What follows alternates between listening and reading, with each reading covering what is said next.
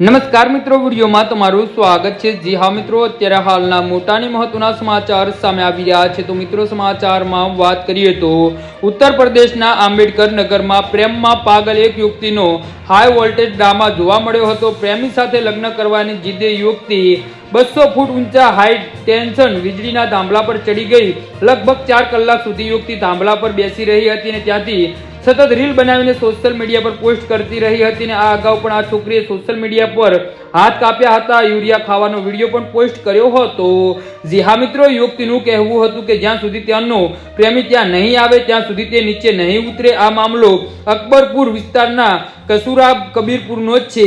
રામપુર નબેબુન ગામની રહેવાસી 20 વર્ષીય મીનાએ આ વિસ્તારના એક યુવક સાથે 1.5 વર્ષથી પ્રેમ પ્રસંગ ચાલી રહ્યો હતો। યુવકના 2 વર્ષ પહેલા લગ્ન થઈ ચૂક્યા હતા અને તે મોબાઈલની દુકાન ચલાવે છે। યુવતી યુવક પર લગ્ન કરવાનું પ્રેશર બનાવી રહી હતી, પણ પરિવારના વિરોધ બાદ યુવક તેનાથી દૂર રહેવા લાગ્યો હતો અને મોબાઈલ પણ બંધ કરી દીધો હતો।